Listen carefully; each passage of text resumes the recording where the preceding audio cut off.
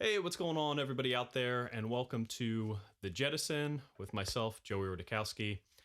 I know what you're thinking. Another podcast. Does the world really need a podcast? But this is something I've been thinking about for honestly, like a few years now. Just from my music background and just like the audio equipment I have. Really, I've always like thought about doing a podcast and never really like pulled the trigger on it.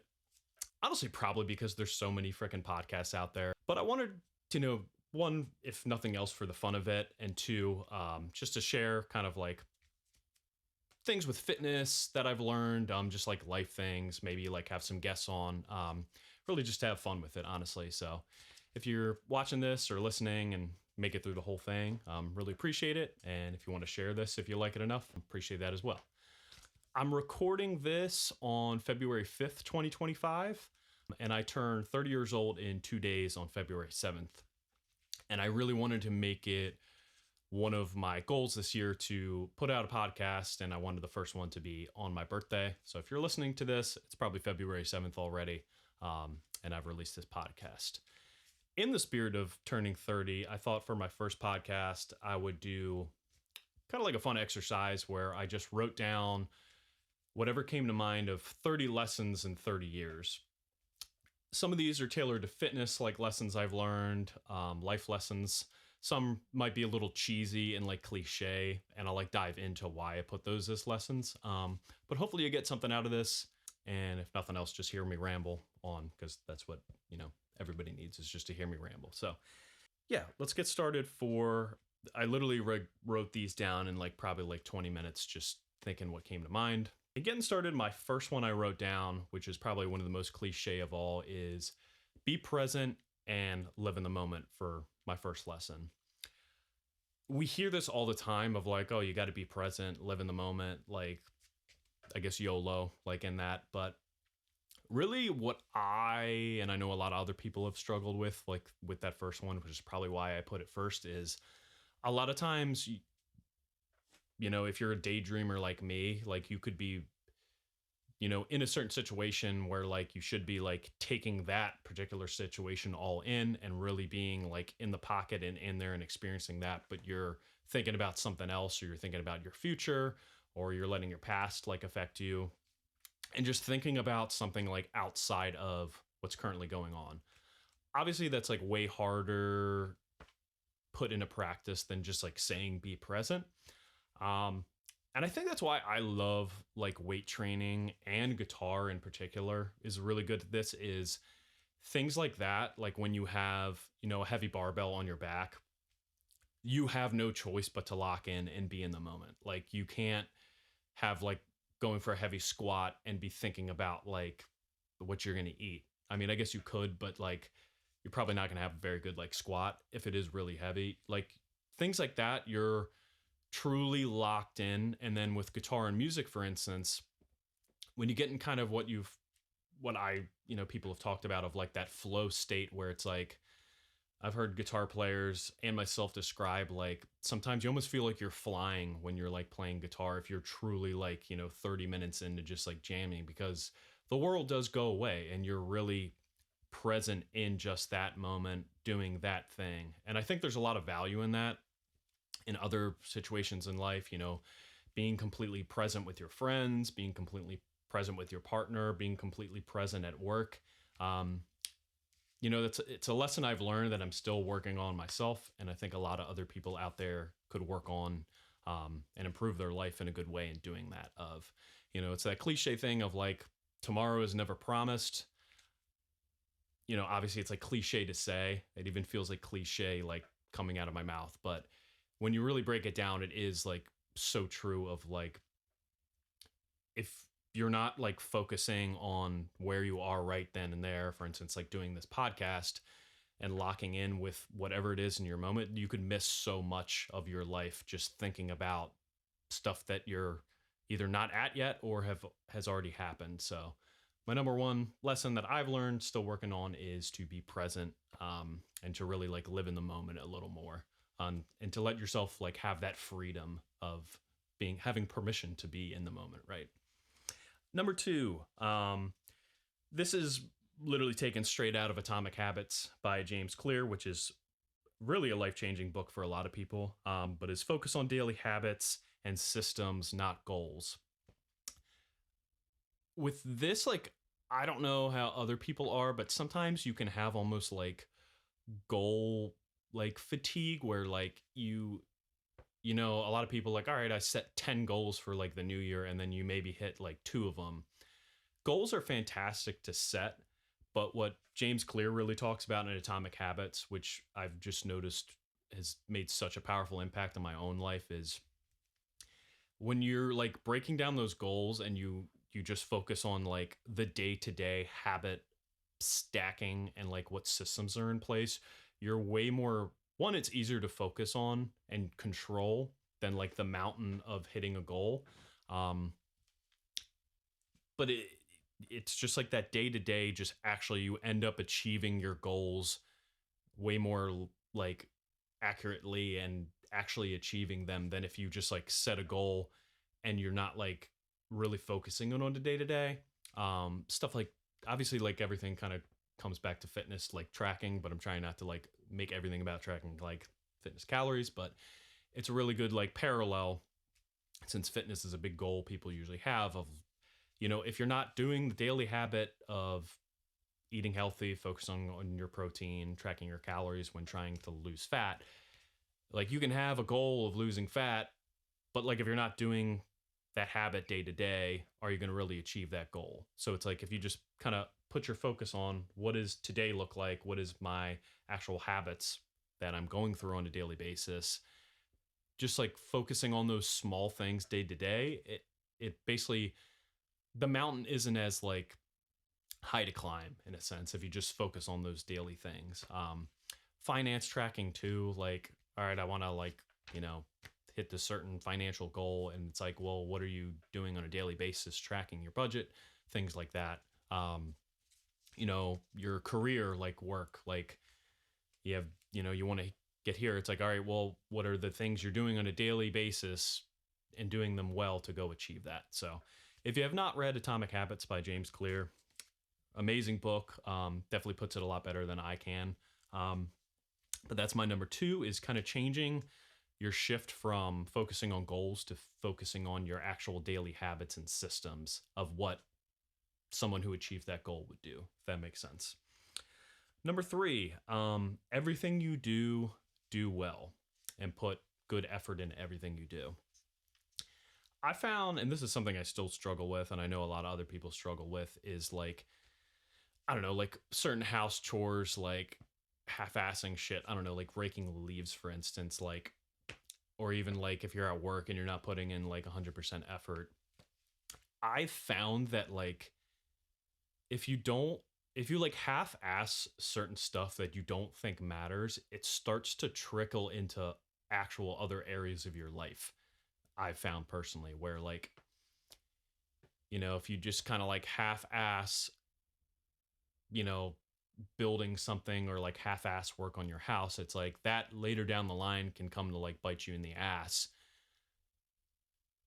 you know, or like, you know, it's just like the little things like do well, like on a daily day-to-day basis, like how like make it a priority to, I'm not saying it well, but make it a priority to every little thing you do, try and do well and do correct. Because if you don't and you just kind of half-ass it, that half-assing of like stuff you don't think is that important, that starts to kind of trickle into other areas of your life that are more important, I found personally.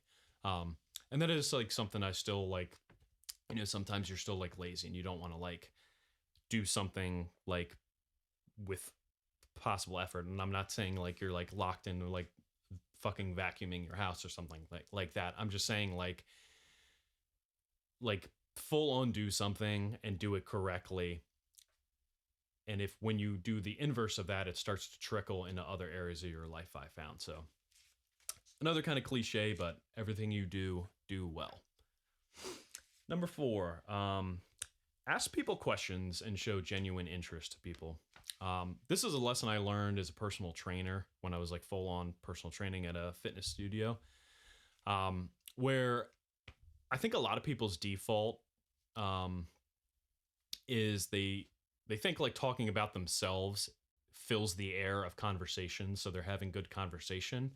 Um, but really, like the best, like you think of the your some of your favorite people to talk to, and some of your favorite people to communicate with, and people that are just like good at the art of conversation. Is they If you notice, they ask a lot of questions and they actually seem genuinely interested in you.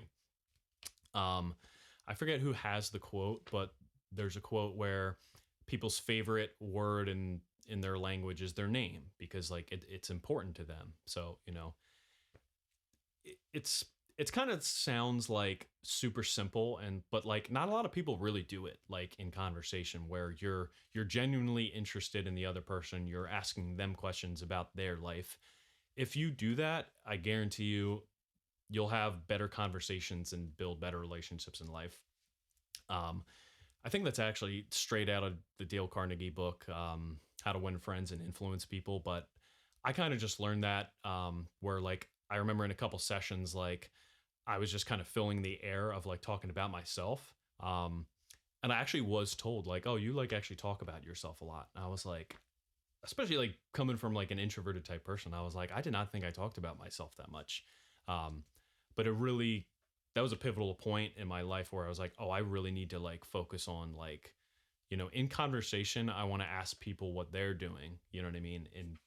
And really meet people there versus like just trying to boast my own ego of like, oh yeah, I'm doing this. Like it was a really good lesson to learn, and hopefully a lesson you all out there can take.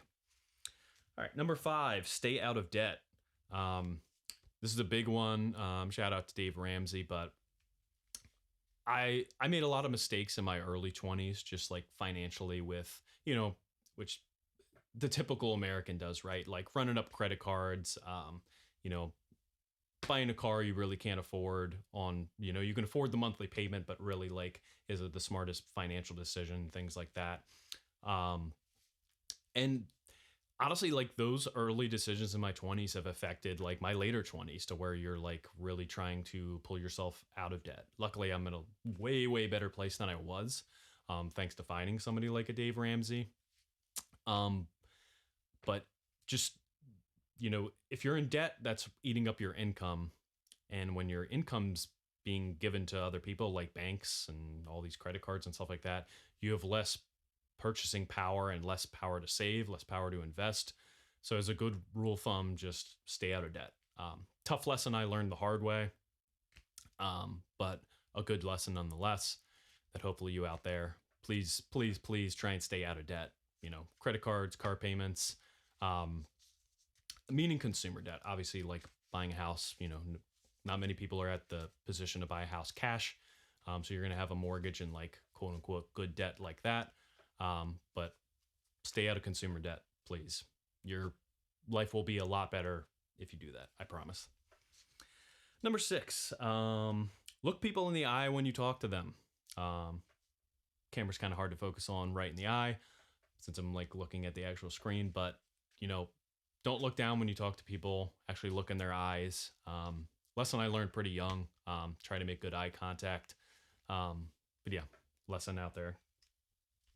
Number 7, back to training. Do not program hop in training. Stick with something for at least 4 weeks or 1 block worth. A lot of people get bored in their training and they don't stick with a program enough to even like adapt and get the proper progressive overload. So number 7, do not program hop in training. Stick with something, commit to it for at least 4 weeks, then go on another program if you want to. Number 8, have a set program you follow with progressive overload. So when I was a young lifter, especially like high school and early college, I didn't even really like think about programming. I kind of just did the typical young bodybuilder thing of where like, all right, today's chest, go and hit chest, feel a pump, leave. There's no, I wasn't like writing down really what weights I was doing to really see that progressive overload over time. So make sure if you are in the gym, whether you're a casual gym person, you're a bodybuilder, you're, in a weightlifting, you're an athlete, make sure you actually have an actual program written by somebody who knows good programming. Whether you get it off the internet and pay for it, whether you have a friend who's good at programming does it, please actually get a program and actually stick to it. Your results will be so much more optimized and better for you than just winging it in the gym. Especially if you really don't know the world that well. Just pay for a program, follow a good program. Your results are going to be a lot better. All right, number 9, check on your friends, ask to hang out. A lot of times, like, especially as adulting, like, people get busy, and sometimes, like, if you haven't, like, one, you should just be checking in on your friends to be a good friend, but 2, sometimes life gets so busy that we forget to, like, actually make time to hang out with our friends.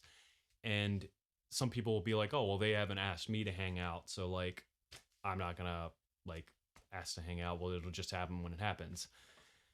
Don't have that mindset. Be the one who schedules something, get people together, hang out, make some time for it. If you're a really good friend and you care about your friends, check in on your friends, make it a priority. All right.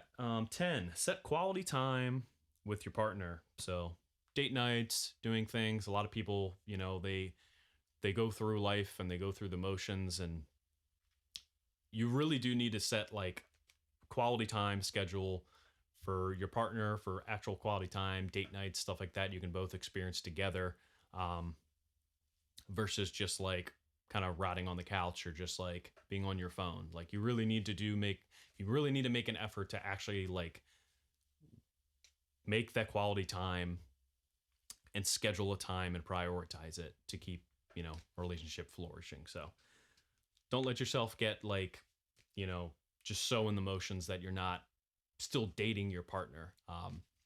Even, I'm married, I still want to date my wife. I still want to, have that kind of young love, like, vibe, right? You don't just, like, all right, now it's like I'm been with somebody for a while, now it's just like coasting. It's like, no, you need to actually, like, keep fan the flame, for as cheesy as that sounds. So that's number 10. Number 11, learn to be less wasteful. Clean up after yourself.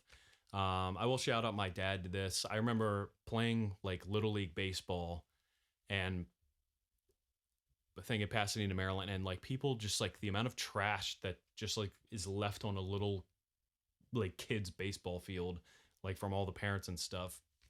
My dad would actually clean up the trash, like, by the bleachers and shit like that people would leave behind. And it's like, if you're a self-respecting person, just clean up after yourself and learn to be less wasteful. Like, actually, like, you don't need to use, like, 10 paper towels when you clean up something, like, stuff, little things like that. Like, really try and make an effort to be less wasteful and clean up after yourself.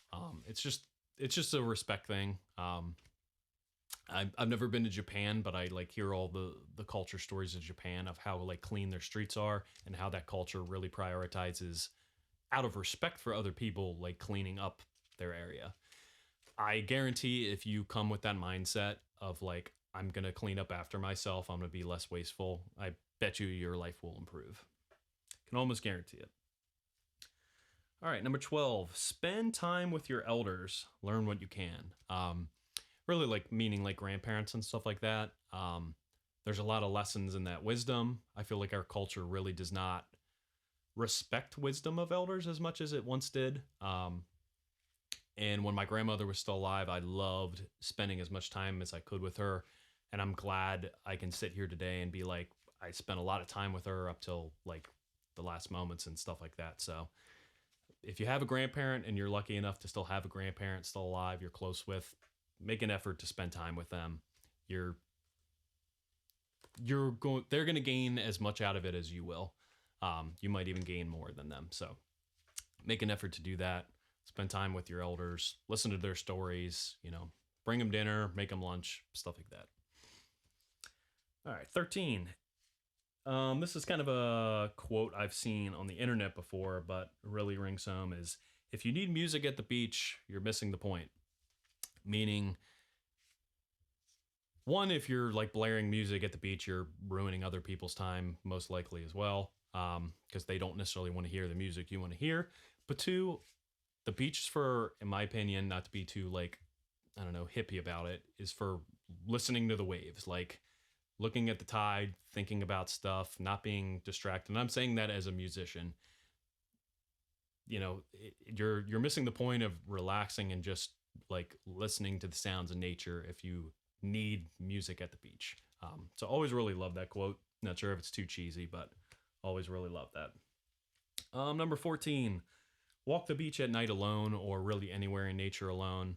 Um, with the hustle of life and social media and all that stuff, we're constantly stimulated, and there really is magic, in my opinion, of being by yourself in like nature when it's quiet, to just at least have that like introspective situation to think, whether you're whether you have faith and you want to talk to God there, whether you're an atheist and you just, want the introspective look at yourself in life. I highly, highly, highly recommend getting out in nature and just walking like alone at the beach, or, maybe you're going on a hike by yourself by a waterfall.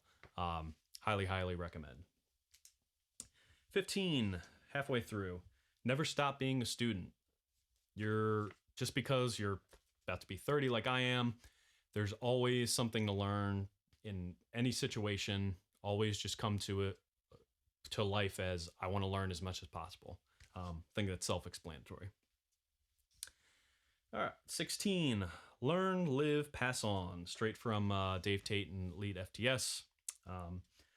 Meaning, you learn something, you're living through it. I learned stuff about weight training.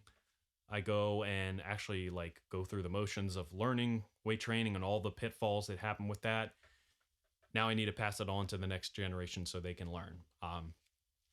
Obviously I come from like a fitness attitude with that, and obviously Elite FTS who has the quote, but really it can apply to anything. You want to teach those lessons to the youth to try and not have the same pitfalls you did. So it's really about giving back, like all the lessons you've learned.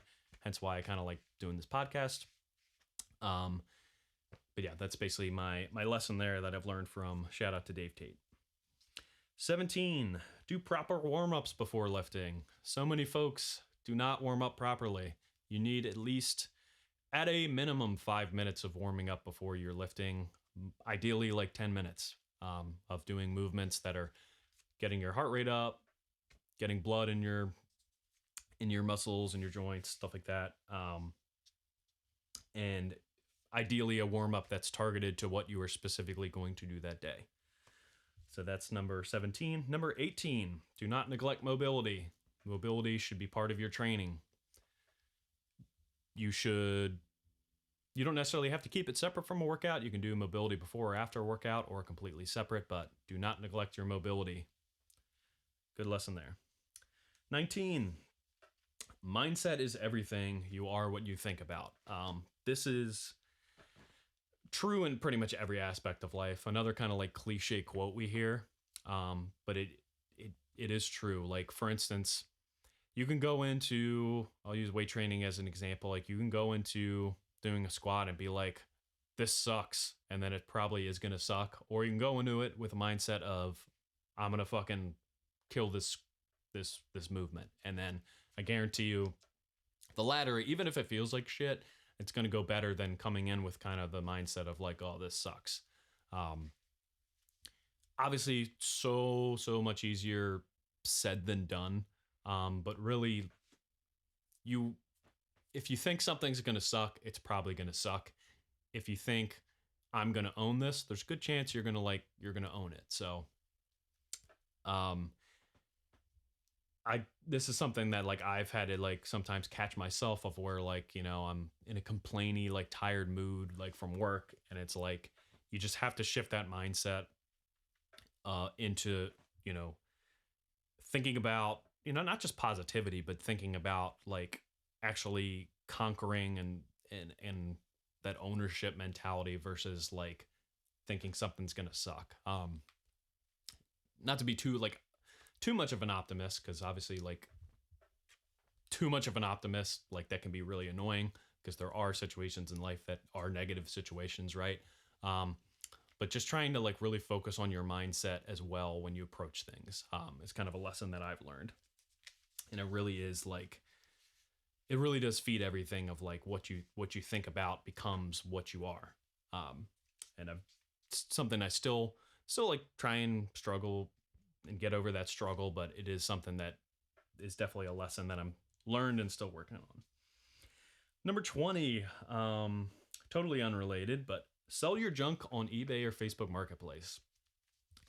We go through life. I mean, I'm only 30. I can't imagine like being 65 and accumulating crap all over your life. But just in the American like consumer culture, there's so much random stuff in your house that clutters it up, or apartment, wherever you live, that like you'd be surprised you can actually like sell and make money on versus just throwing it out in the trash. Perfect example is like your box that your iPhone comes in. I I can't believe like people actually like buy that on eBay, but like I've sold like every iPhone I've had, I've sold the box for like $5, and it's like that's still $5 I did not have, and now it's not just a box I have to throw away or like keep in my closet somewhere. So there's so much random stuff in your house that you don't use that you'd be surprised if you can actually sell it and somebody wants it. So figure out that. Learned that mainly from Gary Vee of just like his garage sale stuff. But I've like since college, like I've actually made a decent bit on eBay. Electronics are usually best, but just if you want to get rid of junk out of your house and like clean up, try and sell some stuff. You'd be surprised what you can actually make money on, or donate it. To like Vietnam veterans or Goodwill or any of that. All right, number 21. It's always cheaper to fix a vehicle than have a car payment. This is pretty much an ode to myself. Driving, driving a 25-year-old vehicle. Um, you know, the temptation when you start actually making like decent like money in your career or whatnot is like, oh well, like my car needs a $1,500 repair or $3,000 repair, so let me go buy like a $50,000 car. Like people rationalize and do that all the time because it's like, oh well, I need a car that's newer and safer and stuff like that. And it's like you can like upgrade car without like needing to go into debt for it and for car payments, and because you want the nice new shiny car. People like, I don't know, some people like think because like you have like a $1,500 car like repair that like you just need to completely like get a new vehicle. And like if you have the financial means to do it, by all means like go do that. If it's not gonna like kill you. And like, but like that doesn't mean you need to like go to the whole like, oh, I have a $3,000 car repair, even though my car is worth like say $2,000. Like it's still cheaper to go fix it than to spend like 50 grand over 5 years on a new vehicle if you really don't have it and you go into car payments with that. So I think it's more of like, like don't let just because your car needs repair make you need to go into a bad financial decision. Like you're trying to save 3 grand now or whatever it is for the car repair to go spend 50 grand over 5 years in like debt for a car payment. Doesn't really make much sense. Just kind of a lesson for myself. Having a car payment before, in my like earlier 20s, bought a muscle car. It was sweet. It was a Camaro, right? I definitely was not making anywhere close to the money I'm making now then, but that was a used vehicle, but was still not the smartest financial decision, even though I could like afford the monthly payment or whatnot. Just like over time of the depreciation of that car, the miles I was putting on it, plus the car payment, I pretty much like was like, all right, this is pretty dumb to be having this car. I had my fun with it. Let me sell it and like get a beater. And I've literally had my beater Jeep Cherokee for 6 years now, and that car was $2,800. $2,800 for a car that has lasted me 6 years. And over that time, including the fun stuff, I definitely have spent probably like 10 grand, but it's still not 50 grand. Like maybe you don't have to go as extreme as that, but like go get like a $10,000 car. Like you don't need the $50,000 car if you can't afford it. If you can afford it, like ignore what I'm saying. I'm just saying people will like rationalize going into debt for a car payment because they want like and not even a new car, like a newer used car. Um, Trust me, there's a lot of great value in old cars out there that like maybe you need to dump, you don't have to the 10 grand I've dumped into my Jeep Cherokee, some of that was fun stuff for sure. Not like all repairs, but like find a balance in the happy medium. Like you don't need to go into debt for a car for the sake of you don't want to spend like 3 grand on a repair, if that makes sense. Just my 2 cents and a lesson I've learned kind of the hard way in my early 20s. All right, number 22. Life is short. Drink quality coffee. Nobody has time to drink shitty coffee. Get yourself some good high quality coffee if you're into coffee. Just do it. Life's too short. Drink good coffee. Number 23. There is a lesson in every situation in life. There's always something you can learn from. There's always somebody in your life you can learn from, even if it doesn't like appear first that it's that way. But there's always a lesson in everything you're going through in life. Somewhere you can find a lesson. Somewhere you can learn something. Just a good attitude to have. Number 24. For fat loss, your plan when your diet ends is more important than the diet itself, meaning the reverse diet out of that. This goes back to, I think it was Dr. Mike Israetel had a pretty funny quote where, like, if aliens landed on Earth, we would be able to, like, teach them how to lose weight, like, no issue, lose fat, no issue, but keeping it off is a whole other story. A lot of people think in, like,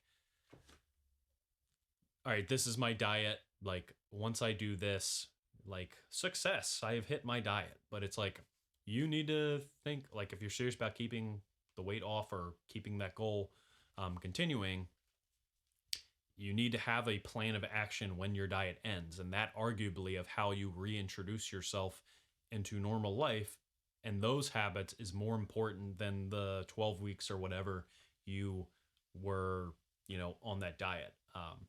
Diets are tough, but in my opinion and own personal experience, like having the discipline post diet to just like get yourself up to maintenance and stay there is actually more difficult than actually going through a diet itself, personally.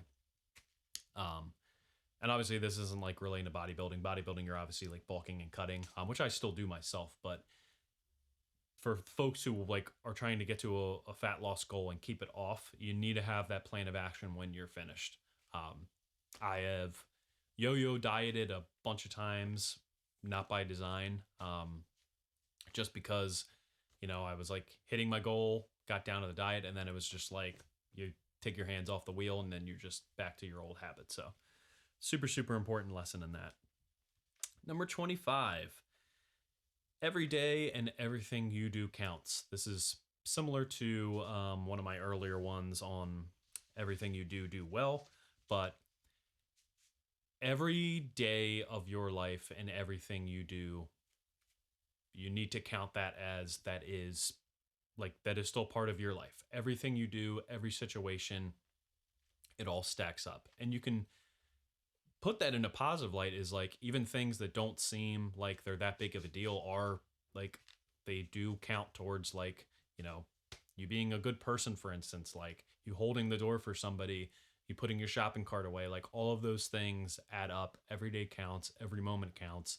There's no do-overs. There's no like, oh, that didn't count. Like whatever. I'm just gonna have the attitude of like every day, every moment counts towards your life and who you want to be. Lesson that I've still learning and have learned. Number 26. Who you really are is who you are when you're uncomfortable. Anybody can have preparation and be like the best version of themselves in a situation and, have that prepared, but who are you when you're not in an ideal situation for you? That's who you really are. Are you a person who is a good person when you're uncomfortable and you're in a mood? Are you still, you know, who are you when you things are uncomfortable and things aren't going your way? Like that is your true character of when, you know, you're in a situation where you know you're not going to get anything out of it or something like that. Are you still a good person then? For yeah, so that's number 26. Number 27, learn to enjoy every season of life. Um, this means the actual seasons like winter, summer, spring, and also the different ebbs and flows of your life. Um, I'd say there's some people who like winter, but like here in Maryland, like most people don't like the cold, most people don't like winter. But there is beauty in the winter months as well. That is time to go inward and, for lack of a better term, like sort out your life and grind and stuff like that and really take inventory of your life. So then you can have that kind of clean rebirth or whatever you want to call it, for lack of a better term, come springtime. You know, winter's a good time to really take inventory of your life, audit your life. Um, you know, there's there's good in every season. Embrace what each season has to teach you and what the beauty of each season is and why it's important in your life. A good lesson there. Number 28, stop complaining. It's pretty much self-explanatory. Nobody likes a complainer. Honestly, nobody really cares about a complainer. Stop complaining. You know, need to tell myself that sometimes too. Just stop complaining, stop bitching, just stop. Nobody wants to hear you complain. Nobody wants to hear you bitch. And nobody really cares at the end of the day. Number 29, don't take life so seriously. Have a sense of humor in most situations. There's a balance to life of where if you're so serious, you become almost like robotic in a sense of where you're like taking life so serious and you're just this, you know, big macho machine and you're I think if you're so serious, you miss a lot of the beauty in life. You know, there's there's that yin and yang of life of like there is that drive, there's that determination, there's ambition, there's that laser focus and the quote unquote seriousness of life, but there's also the playful nature of life on the other side of that, and another different kind of energy where I think when you're I think when people are really living their best life, they kind of have a balance of both of those things. And there's different seasons of those as well. Of, you know, some things in life are serious, but also like there's probably a good sense of humor in most situations. And I just think it's better to live your life with a good sense of humor, um, and not just taking every little thing so serious, like letting things roll off you. Being serious when it counts, but it's like if you're just always like a locked in machine, it's like in my opinion, you're missing a lot of the other side of life, of the playfulness, the freeness, the flowing type of energy of life. Almost, it's almost like there's the artist side, like the free flowing musician in my own life, and then there's like the serious like ambition, like go work, like weightlifting kind of stuff like that. So I think having a balance in your life of both of those things and just having a good sense of humor is a really key good lesson of don't take yourself too serious. Make fun of yourself, make fun of life. Life is funny in a lot of different ways. And it's just a good lesson to have. And number 30, actions, not words. Another cliche thing, but I am super guilty of this, of, you know, talking about almost too much to the point of, oh, I want to go do this, I want to go do that. Really, like I feel like I got into a mode in my later 20s, I want to say around like 25, of really like talking a big game of what I want to go do and all this stuff without really a lot of like actual action to go back it up. Um, and that's something I've really like am trying to, now that I'm getting into like my 30s, of like nobody really gives a shit like of talk and all that. Like you got to go do stuff and you have to actually go show people and go actually perform those actions. Maybe it's like I think it's like a big millennial thing too. Like a lot of millennials are big talkers and big like talk about like they know what's going on, and then it's like you actually see the actions that proceed like that talking, and they don't always match up. So big lesson I have to tell myself I'm still working on, and you out there can learn, is actions, not words. Actually go do stuff, go learn, go actually do the thing. Don't talk about doing the thing. Super valuable lesson. And with that, that is all 30 of lessons that I've learned in 30 years. Obviously, I've definitely learned more than those, but those were the 30 that came to mind. Um, Hopefully, you guys got something out of this podcast. Hopefully, I wasn't ranting too much. But I appreciate you if you've made it this far listening, and hope to catch you on the next podcast. So, peace.